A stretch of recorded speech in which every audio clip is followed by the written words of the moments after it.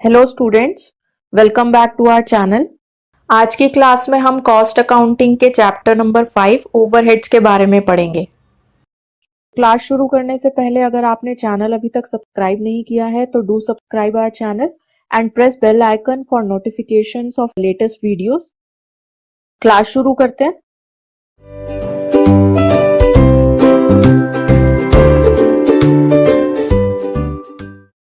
तो चैप्टर का बेस पे आने से पहले हम इससे रिलेटेड कुछ टर्म्स हैं हमारी, उनको समझ लेते हैं। फर्स्ट टर्म अगर आप देखो नोट्स में तो वो है आपका कॉस्ट ऑब्जेक्ट। कॉस्ट ऑब्जेक्ट क्या है? कोई भी चीज जिसकी आप कॉस्ट फाइंड आउट करने की कोशिश कर रहे हो। जरूरी नहीं है वो गुड्स की फॉर्म में हो, टेंजेबल गुड्स की फॉर्म में हो। जरूरी नहीं है कि वो इंटेंजिबल फॉर्म में हो जिसको आप सर्विसेज कहते हो। वो इससे एक्स्ट्रा भी हो सकता है, कुछ भी चीज। कोई प्रोसेस हो, जैसे आपका ऑर्गेनाइजेशन में, आपकी फैक्ट्री में फिनिश्ड प्रोडक्ट 3 प्रोसेस से होके गुजरता है। Process A, process B, process C. ठीक है। तो अगर कोई प्रोसेस भी है या कोई एक्टिविटी भी है, अगर आप एग्जाम्पल में देखो तो अगर कोई कार की कॉस्ट आप फाइंड आउट कर रहे हो तो वो कार आपका कॉस्ट ऑब्जेक्ट हो जाएगा। अगर किसी पर्टिकुलर प्रोसेस, जैसे मेल्टिंग प्रोसेस का आप ये देख रहे हो कि किसी भी स्टील को मेल्ट करने में आपकी कितनी कॉस्ट आ रही है, तो वो मेल्टिंग प्रोसेस का आप कॉस्ट फाइंड आउट कर रहे हो तो वो प्रोसेस आपका कॉस्ट ऑब्जेक्ट हो जाएगा। ठीक है। तो कोई भी चीज जिसकी कॉस्ट आप फाइंड आउट करने की कोशिश करो, उस चीज को आप बोलोगे कॉस्ट ऑब्जेक्ट। अब ये कॉस्ट ऑब्जेक्ट जो है ये वाइडर टर्म है। ठीक है, ज्यादा ब्रॉडर टर्म है। इसके अंदर आपके 2 पार्ट्स आ जाते हैं, कॉस्ट सेंटर और कॉस्ट यूनिट। अब कॉस्ट सेंटर क्या होता है देखो। कॉस्ट सेंटर क्या है कि आपकी ऑर्गेनाइजेशन अलग अलग पार्ट्स में या सेक्शंस में, या फिर और इजी लैंग्वेज में बोले तो डिपार्टमेंट्स में डिवाइड होती है। ठीक है। एक हो गया आपका मैन्युफैक्चरिंग डिपार्टमेंट या पर्सनल डिपार्टमेंट, या फिर आपका हो गया जैसे हमने अभी वो ऊपर कॉस्ट ऑब्जेक्ट में देखा कि मेल्टिंग प्रोसेस के लिए तो कोई पर्टिकुलर प्रोसेस का डिपार्टमेंट, अकाउंट्स डिपार्टमेंट। तो कॉस्ट सेंटर क्या है कि पूरी ऑर्गेनाइजेशन को जब आप पार्ट्स में डिवाइड कर देते हो और जब उस पर्टिकुलर पार्ट का आप कॉस्ट फाइंड आउट करोगे, ठीक है, तो आप ये बोलोगे कि ये कॉस्ट सेंटर है। अब कॉस्ट सेंटर आपका कितने तरीके से हो सकता है। किसी लोकेशन को भी आप कॉस्ट सेंटर बोल सकते हो। लोकेशन मतलब कोई डिपार्टमेंट हो या कोई कोई पर्टिकुलर चीज जिसकी जो फिजिकली आप पता लगा सकते हो, तो वो आपका कॉस्ट सेंटर होगा। कोई आइटम ऑफ इक्विपमेंट मतलब कोई मशीन है, ठीक है, तो वो भी मशीन भी आपका, किसी मशीन की कॉस्टिंग आपको करनी है कि ये मशीन कितना कॉस्ट लेगी, तो वो आपका कॉस्ट सेंटर है।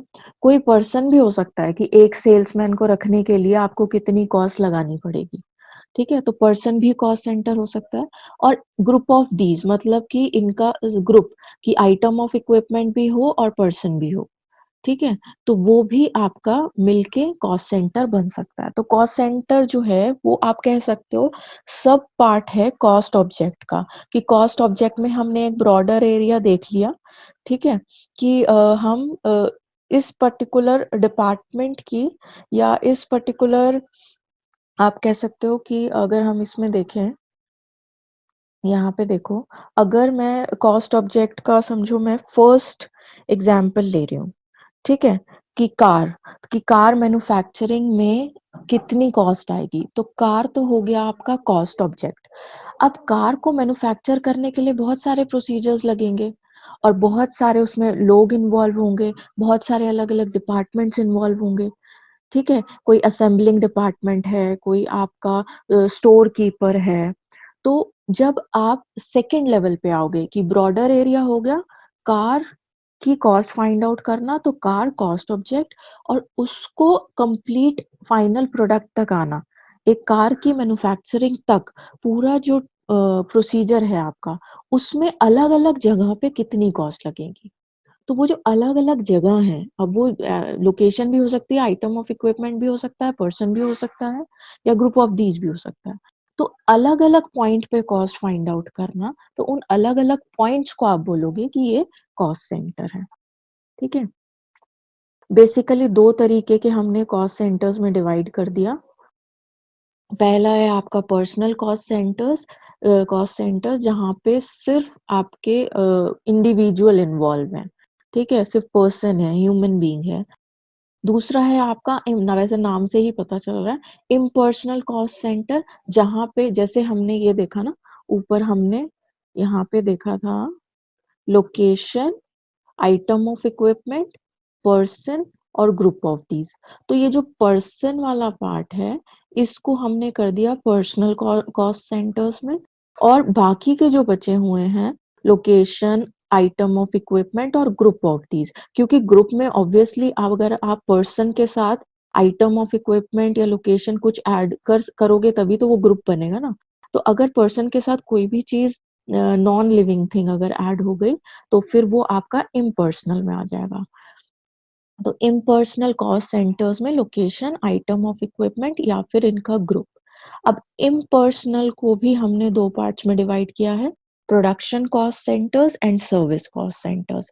प्रोडक्शन कॉस्ट सेंटर्स क्या है? जहाँ पे एक्चुअल प्रोडक्शन हो रहा है, तो वो आपका प्रोडक्शन कॉस्ट सेंटर्स है। सर्विस कॉस्ट सेंटर्स हैं जो वो डिपार्टमेंट्स या फिर वो पार्ट्स फैक्ट्री के जो हेल्प कर रहे हैं प्रोडक्शन डिपार्टमेंट को प्रोडक्शन करने में। जैसे मैं बोलूँ पर्सोनेल डिपार्टमेंट, अगर पर्सोनेल डिपार्टमेंट ना हो, तो अगर प्रोडक्शन डिपार्टमेंट बोले कि हमें और लोगों की ज़रूरत है, हमें और वर्कर्स चाहिए, तो अगर पर्सोनेल डिपार्टमेंट ही नहीं है, तो वो अपनी रिक्वायरमेंट किसको बताएगा? ठीक है? स्टोर कीपर्स, स्टोर डिपार्टमेंट अगर मैन्युफैक्चरिंग करनी है तो रॉ मटेरियल चाहिए। अगर प्रोडक्शन डिपार्टमेंट स्टोर मैनेजर को या स्टोर डिपार्टमेंट को अपनी रिक्वायरमेंट नहीं बताएगा तो उसको रॉ मटेरियल कैसे मिलेगा? तो जो सर्विस कॉस्ट सेंटर्स हैं, वो एक्चुअल प्रोडक्शन नहीं करते हैं, लेकिन प्रोडक्शन में हेल्प करते हैं। तो ये दोनों कॉम्प्लीमेंट्री हैं, ये ऐसे अलग नहीं हैं, एक-दूसरे के बिना काम नहीं कर सकते।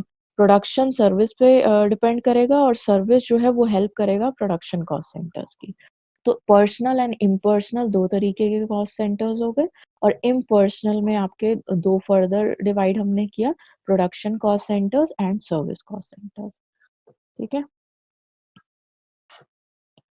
नेक्स्ट टर्म देखते हैं।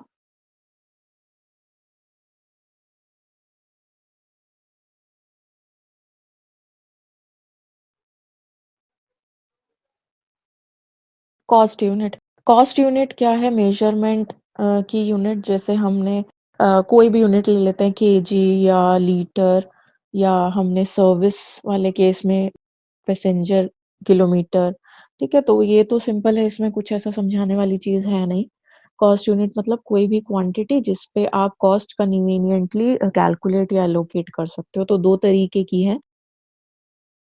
प्रोडक्शन की यूनिट्स जो हैं वो केजी, लीटर या इस फॉर्म में होंगी और जो आपकी सर्विस की हैं, वो आप कौन-सी सर्विस दे रहे हो उस हिसाब से होंगी। ट्रांसपोर्टेशन है तो पैसेंजर माइल्स हो जाएगा, पीवीआर्स वगैरह में वो भी एक सर्विस है तो उसमें सीट्स के हिसाब से हो जाएगा, ठीक है?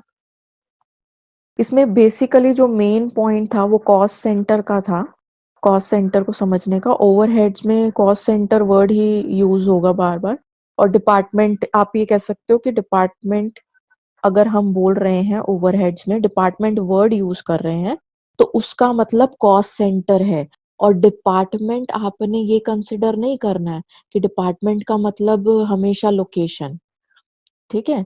डिपार्टमेंट का मतलब ओवरहेड्स वाले चैप्टर में है कॉस्ट सेंटर्स और कॉस्ट सेंटर का मतलब कुछ भी हो सकता है, लोकेशन भी हो सकती है, कोई मशीन भी कॉस्ट सेंटर हो सकती है, पर्सन या फिर ग्रुप ऑफ दीज़, ठीक है? बस ये ध्यान में रखना है कि अगर हम प्रोडक्शन या सर्विस कॉस्ट सेंटर की बात कर रहे हैं, तो हम उसमें पर्सनल कॉस्ट सेंटर की बात नहीं करेंगे, वो इम्पर्सनल है। ठीक है? तो ये एक थोड़ा-सा बेस था आपका। अब हम समझ रहे हैं ओवरहेड्स क्या होता है। वैसे ये हमने फर्स्ट चैप्टर में सेम चीज़ मैंने आपको अगर आप नोट्स में चेक करो तो लिखवाई हुई है। दोबारा से एक बार रिवाइज़ कर लेते हैं कि ओवरहेड्स क्या हमने फर्स्ट चैप्टर में पढ़े थे।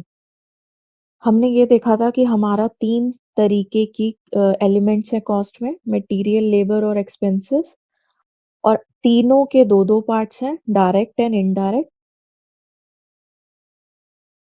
Direct material, indirect material, direct labour, indirect labour, direct expenses, indirect expenses.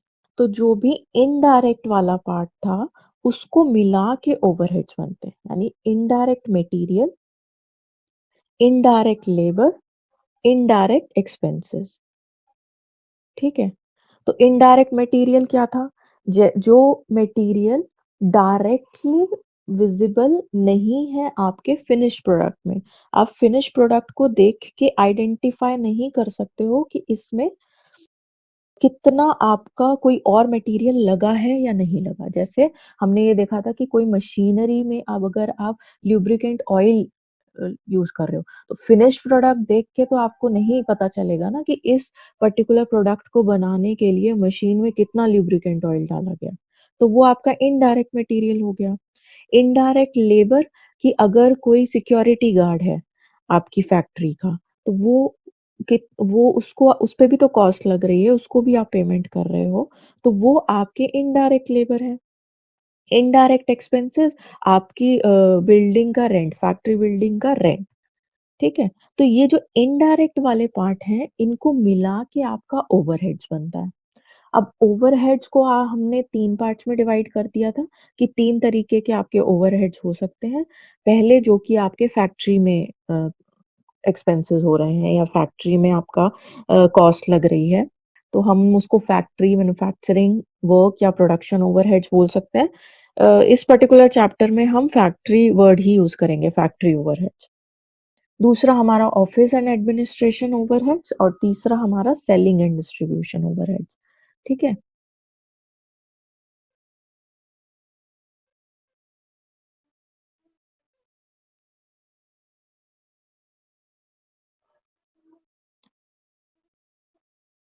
अब ये स्टेटमेंट देखो जरा।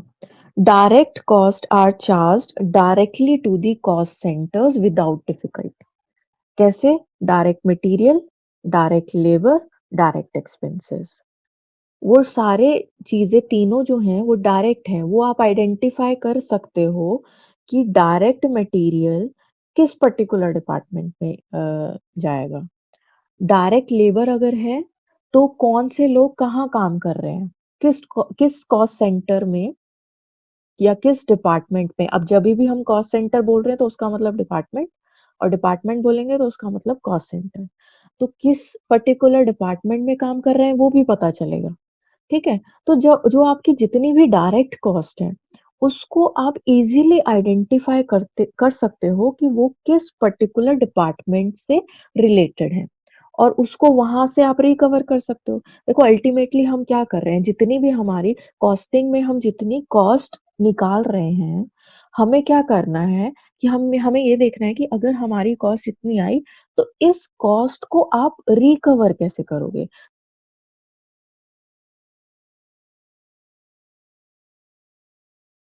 कॉस्टिंग हम क्यों करते हैं?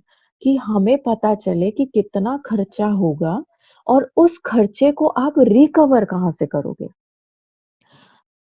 सेलिंग प्राइस में डालोगे, सेलिंग प्राइस में भी कॉस्ट का एलिमेंट होता है, ठीक है? तो वहां से रिकवर होगा कुछ अमाउंट, कुछ आपके कहीं से किसी को सप्लाई कर रहे हो कुछ, तो वहां से रिकवर होगा। तो कॉस्टिंग करने का बेस आपका जो है, या फोकस आप कह सकते हो, जो फोकस है वो कॉस्ट कंट्रोल या कॉस्ट रिडक्शन है। तो जो भी हमारी डायरेक्ट कॉस्ट है, हमें कैसे पता चलेगा कि ये पर्टिकुलर कॉस्ट इस डिपार्टमेंट से रिलेटेड है, तो हम उसको वहां पे शिफ्ट करेंगे। ठीक है? तो डायरेक्ट कॉस्ट तो आप इजीली फाइंड आउट कर सकते हो कि ये जो पर्टिकुलर पर्सन है, ये आपका असेंबलिंग डिपार्टमेंट में काम कर रहा है। तो इसकी जितनी भी आप सैलरी पे कर रहे हो वो असेंबलिंग डिपार्टमेंट में आएगी। तो कॉस्ट आपने वहां पे इस पर्टिकुलर एम्प्लॉय की कॉस्ट या वर्कर की कॉस्ट आपने असेंबलिंग डिपार्टमेंट में डाल दी, ठीक है? तो ऐसे आप डिवीज़न कर सकते हो डायरेक्ट कॉस्ट का। लेकिन इनडायरेक्ट कॉस्ट जो होती हैं, जो आपके ओवरहेड्स हैं, इनडायरेक्ट कॉस्ट मतलब ओवरहेड कॉस्ट। तो जो आपकी ओवरहेड कॉस्ट है, क्योंकि वो इनडायरेक्ट है और आप इज़िली आइडेंटिफाई नहीं कर सकते हो कि ये किस पर्टिकुलर डिपार्टमेंट से रिलेट कर रहा है, क्योंकि वो कॉमन है, सबके लिए कॉमन है, ठीक है? अगर कोई सिक्योरिटी गार्ड फैक्ट्री गेट पे बैठा है और अंदर 3 डिपार्टमेंट है, तो वो तीनों डिपार्टमेंट के लिए कंसिडर होगा ना, ठीक है? वो फैक्ट्री के मेन गेट पे बैठा हुआ है, वो डिपार्टमेंट के गेट्स पे नहीं बैठा हुआ है, जो हम उसको बोलें कि हाँ, ये गार्ड इस डिपार्टमेंट का है।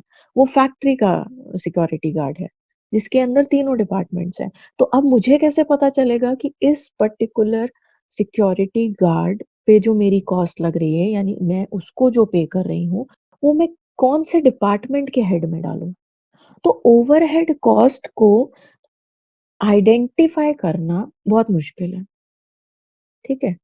तो इसीलिए हम क्या करते हैं, इस तरीके की जो कॉस्ट है जिसको आप इज़िली आइडेंटिफाई नहीं कर सकते हो, जो आपकी ओवरहेड कॉस्ट है, उसको हम एनालाइज़ करके और डिस्ट्रीब्यूट कर देते हैं। जैसे मैंने बोला कि फैक्ट्री का सिक्योरिटी गार्ड बैठा हुआ है और अंदर 3 डिपार्टमेंट्स हैं।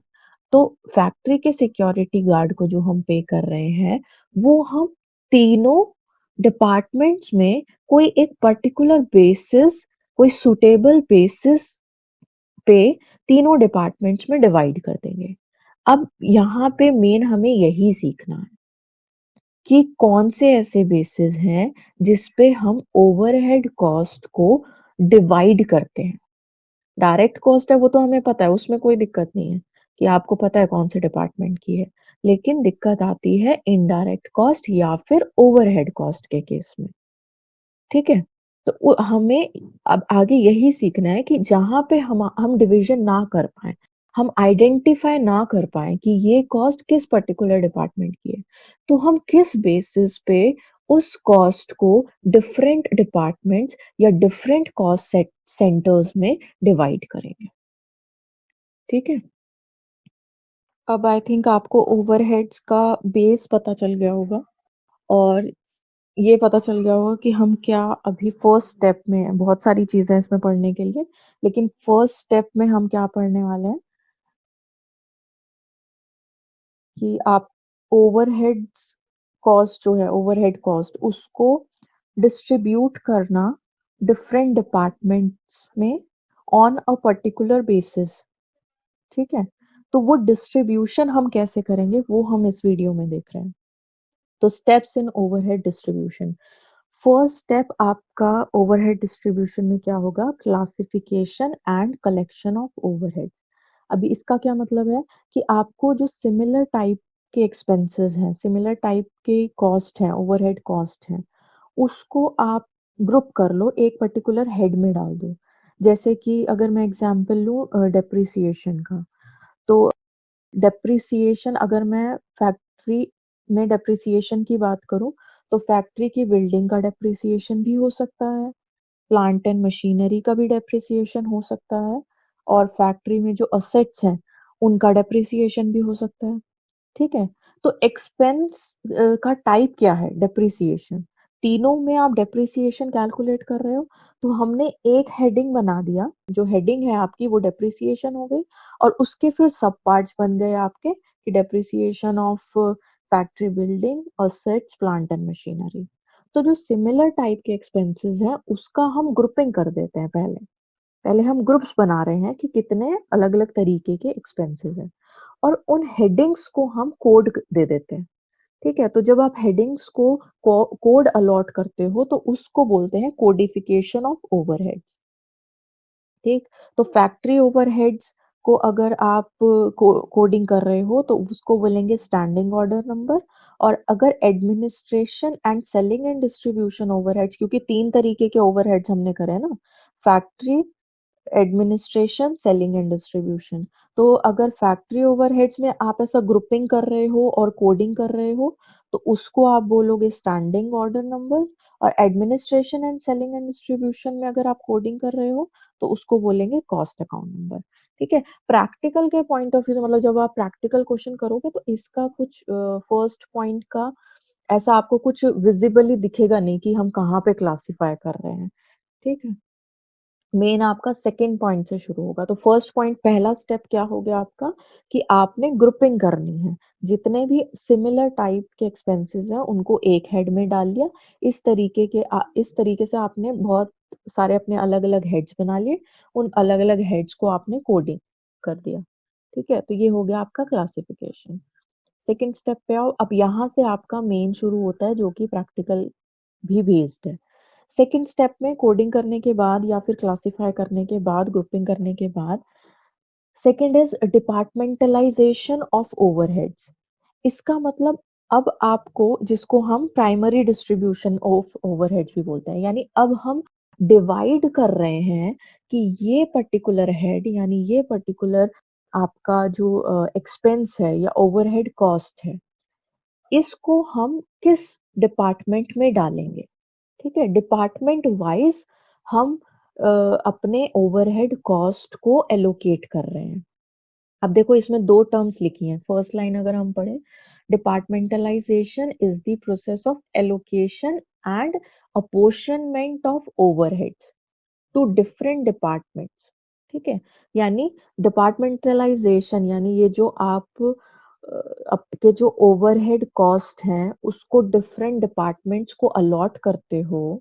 जैसे मैंने वो फैक्ट्री गेट पे जो सिक्योरिटी गार्ड बैठा है, उसका एग्ज़ाम्पल अगर दिया मैंने आपको, तो मैंने ये बोला कि अंदर जो 3 डिपार्टमेंट हैं, फैक्ट्री गेट पे जो सिक्योरिटी गार्ड है, उसको जो हम पे कर रहे हैं, वो उन 3 डिपार्टमेंट्स में डिवाइड होगा। दिस इज़ डिपार्टमेंटलाइज़ेशन, ठीक है? तीनों में डिवाइड करना। लेकिन 2 तरीके से आपका डिपार्टमेंटलाइज़ेशन हो सकता है, एलोकेशन एंड अपॉर्शनमेंट, ठीक है? और दूसरा अगर आप सेकंड लाइन देखो तो फैक्ट्री को हमने 2 पार्ट्स में डिवाइड किया है, प्रोडक्शन डिपार्टमेंट और सर्विस डिपार्टमेंट। अब जो हम 2 टर्म्स बोल रहे हैं, एलोकेशन एंड अपॉर्शनमेंट, वो क्या है? वो समझो, इम्पोर्टेंट है इसको समझना। Allocation of overheads. एलोकेशन का मतलब है कि जब आपको एक अमाउंट पता हो, एक ओवरहेड कॉस्ट पता हो कि इतनी पर्टिकुलर कॉस्ट आपकी लग रही है, प्लस आप आइडेंटिफाई कर पाओ, आप फाइंड आउट कर पाओ कि ये पर्टिकुलर कॉस्ट जो है वो इस डिपार्टमेंट से रिलेटेड है। यानी अभी तक हमारा जो डिपार्टमेंट्स में कॉस्ट को डिस्ट्रीब्यूट ओवरहेड कॉस्ट को डिस्ट्रीब्यूट करना जो है, वो इतना डिफ़िकल्टी लेवल पे नहीं आया है। मतलब आपको कॉस्ट भी पता है और आपको ये भी पता है कि किस डिपार्टमेंट से रिलेटेड, ठीक है? जैसे मैंने एग्ज़ाम्पल में लिखा है इनडायरेक्ट वेजेस। तो इनडायरेक्ट वेजेस मतलब अब जैसे मैंने बोला था कि सिक्योरिटी गार्ड फैक्ट्री गेट पे बैठा है और एक सिक्योरिटी गार्ड अलग-अलग डिपार्टमेंट्स के गेट पे बैठा है। तो जो सिक्योरिटी गार्ड डिपार्टमेंट के गेट्स पे बैठे हैं, उनको तो मैं ये वो भी इनडायरेक्ट वेजेस है, ठीक है? फिनिश प्रोडक्ट में डायरेक्टली नहीं विज़िबल होगा, इनडायरेक्ट वेजेस है, इनडायरेक्ट लेबर है।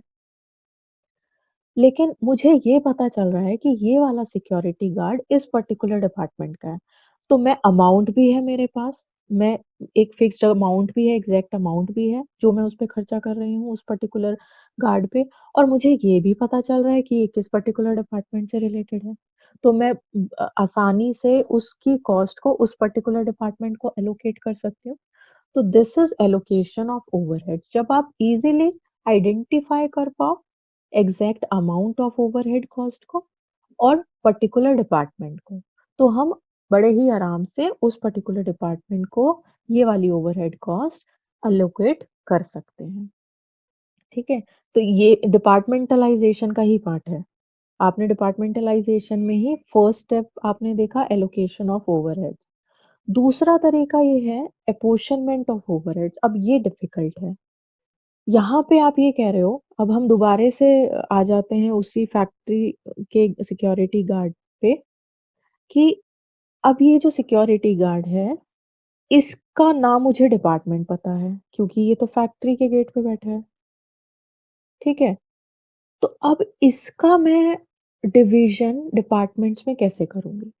तो जब मैं इसका कोई एक बेस बनाऊँगी कि किस पर्टिकुलर रेशो में या किस बेसिस पे इसकी जो कॉस्ट लग रही है, इसको जो हम पे कर रहे हैं, वो 3 डिपार्टमेंट्स में डिवाइड होना चाहिए।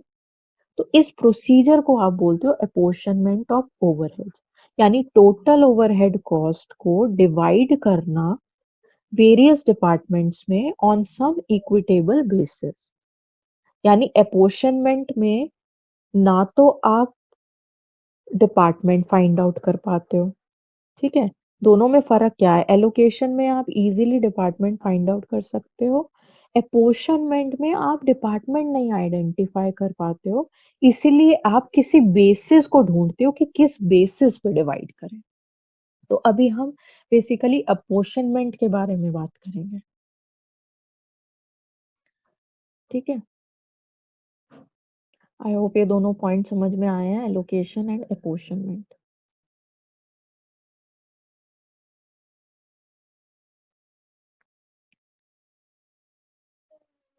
तो अभी हम कुछ बेसिस देख रहे हैं कि किस बेसिस पे, जो हम बार-बार बेसिस वर्ड यूज़ कर रहे हैं कि उसकी वेजेस हम कैसे डिवाइड करेंगे 3 डिपार्टमेंट में, किस बेसिस पे, ठीक है? तो हम वो बेसिस देख रहे हैं। अब ये ना फिक्स्ड नहीं है, मतलब बुक में भी आपको कोई और पॉइंट भी मिल सकते हैं, एक या एक से ज़्यादा बेसिस भी हो सकता है। तो ऐसा नहीं है कि ये फिक्स हो गया कि आपको यही बेस कंसीडर करना है। हाँ, चॉइस आपको फर्स्ट चॉइस जो है, जो नोट्स में दी गई है, बुक से पहले नोट्स को देखना है। तो ये जो मैं आपको बता रही हूँ, पहले आपने ये वाले बेसिस लिखने हैं, ठीक है? अब बुक अगर क्वेश्चन में ये बेसिस नहीं दिए हैं, आपको फ्लोर का कोई एरिया इन्फॉर्मेशन नहीं दिया है, वैल्यू नहीं दी है, नंबर ऑफ एम्प्लॉइज़ नहीं दिए हैं, तब आप बेस डिफरेंट हो सकता है, नोट से भी, बुक से भी। लेकिन आपको चेक क्या करना है कि जो भी बेस आप ले रहे हो, क्योंकि कॉस्टिंग में कोई स्टैंडर्ड फॉर्मेट्स या स्टैंडर्ड रूल्स नहीं है, जैसे अकाउंटिंग में होता है, बाकी फाइनेंशियल अकाउंटिंग में होते हैं आपके स्टैंडर्ड। यहाँ पे कोई फिक्स्ड फॉर्मेट नहीं है। तो आप कोई और बेसिस ले सकते हो, लेकिन वो जस्टिफाई होना चाहिए। अगर आप डिपार्टमेंट ए पे कुछ पर्टिकुलर कॉस्ट एलोकेट कर रहे हो, अपोर्शन कर रहे हो, तो आपको जस्टिफाई करना है कि वो कैसे रिलेटेड है। कहीं न कहीं दोनों रिलेटेड होंगे, ठीक है? तो ओवरहेड कॉस्ट अगर हम देखें तो 2 पार्ट्स में हमने डिवाइड कर दिया। टेबल को 2 कॉलम्स में, ओवरहेड कॉस्ट और इन ओवरहेड कॉस्ट के लिए क्या बेस बनेगा, किस बेसिस पे आप डिवाइड करोगे ओवरहेड कॉस्ट को, वो दिया है। तो फर्स्ट अगर हम देखें, cost related to factory building, पूरी फैक्ट्री बिल्डिंग से रिलेटेड, फैक्ट्री बिल्डिंग का रेंट, फैक्ट्री बिल्डिंग का डेप्रिसिएशन, ये किसी किसी पर्टिकुलर डिपार्टमेंट से रिलेटेड नहीं है। जब हम अपॉर्शनमेंट की बात कर रहे हैं तो आपके दिमाग में आ जाना चाहिए कि कोई एक पर्टिकुलर डिपार्टमेंट नहीं है, ओवरऑल है, कॉस्ट ओवरऑल है। Cost related to factory building में फैक्ट्री बिल्डिंग का रेंट, डेप्रिसिएशन, रिपेयर एंड ये सारा फैक्ट्री बिल्डिंग से रिलेटेड है। फैक्ट्री बिल्डिंग में अगर कोई हीटिंग का एरिया, हीटिंग पॉइंट चाहिए, लाइट्स चाहिए, एयर कंडीशनिंग चाहिए, ठीक है? तो इन कॉस्ट को हम डिवाइड करेंगे अकॉर्डिंग टू फ्लोर एरिया के हिसाब से।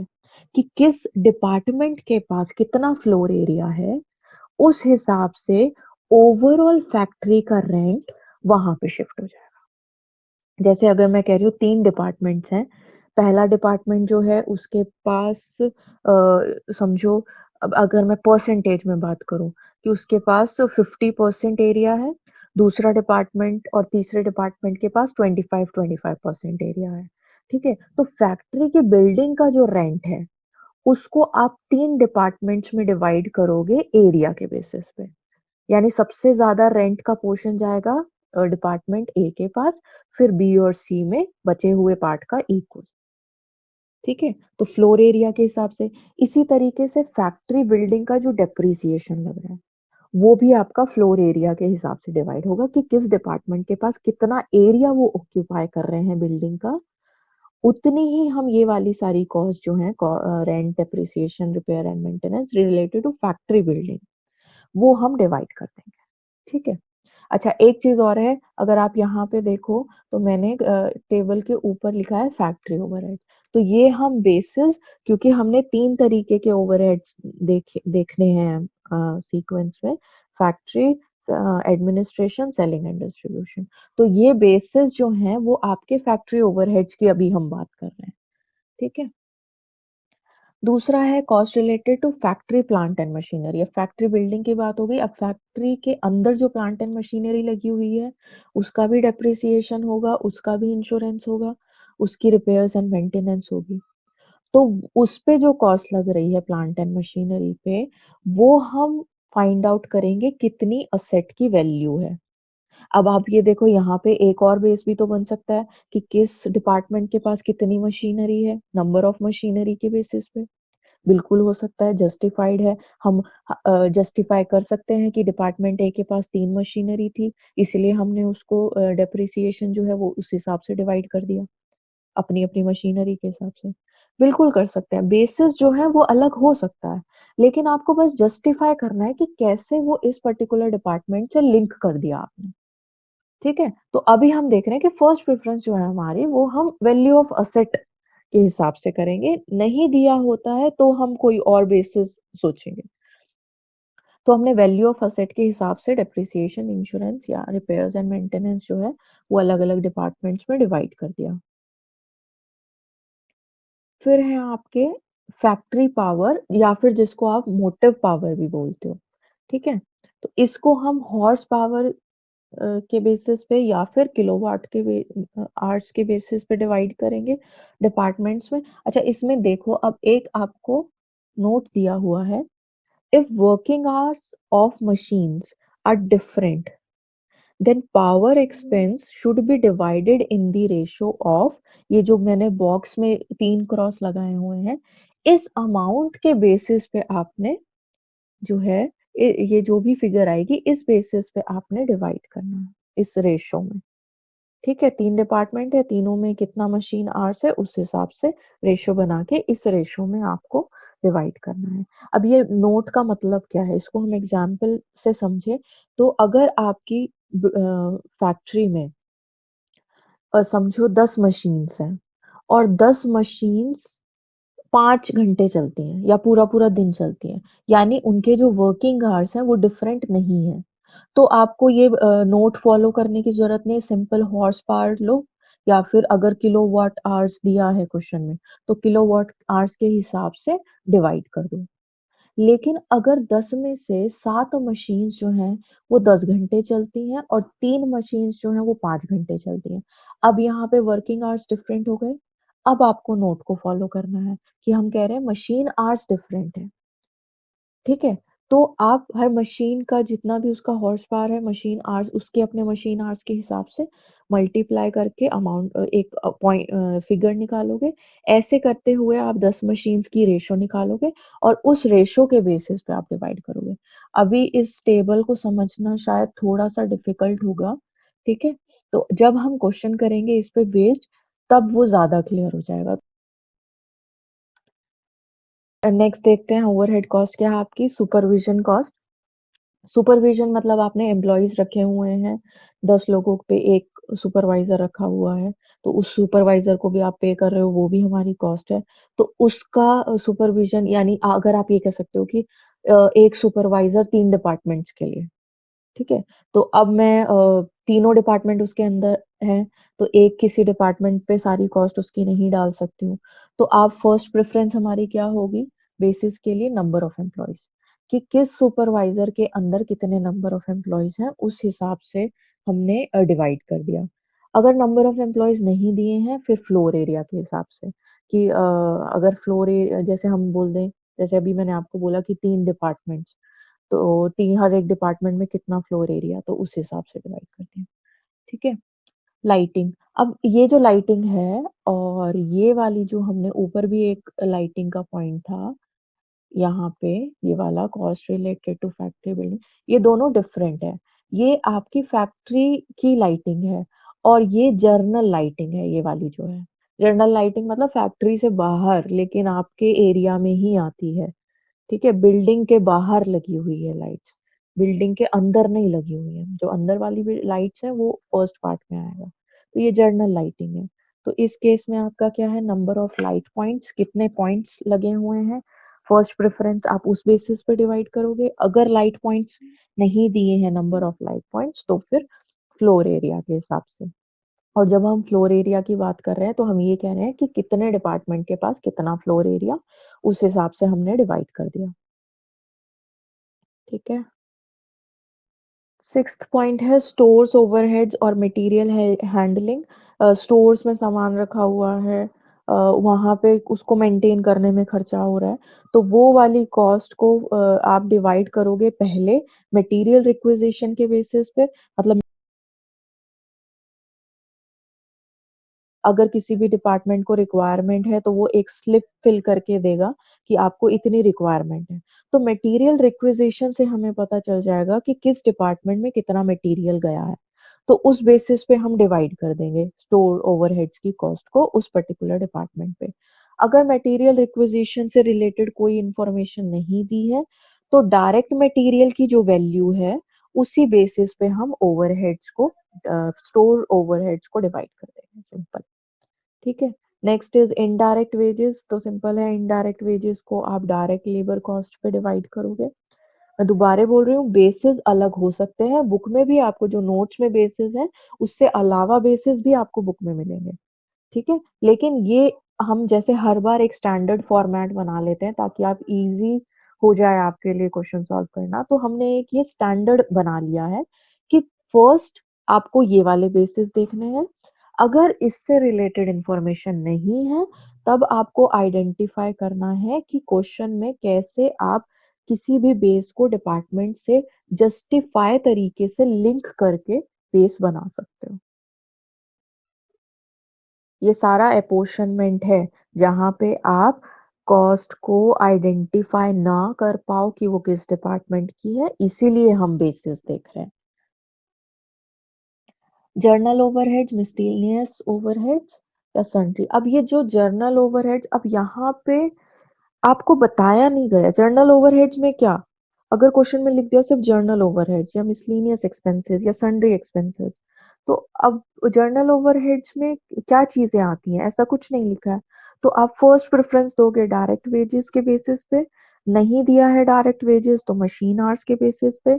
मशीन आवर्स भी नहीं दिया है तो लेबर आवर के बेसिस पे। साथ में आप एक नोट दे दोगे क्वेश्चन में कि क्योंकि जर्नल ओवरहेड्स दिया है और उसका कुछ एक्सप्लेनेशन नहीं है कि जर्नल ओवरहेड्स मतलब उसमें कौन कौन से पॉइंट्स हैं, इसलिए हमने डायरेक्ट वेजेस को कंसिडर करके और उसको हमने बेस बना के अपोर्शनमेंट कर दिया। ठीक है। तो ये आपके बेसिस थे कि इन बेसिस पे आपको डिवाइड करना है।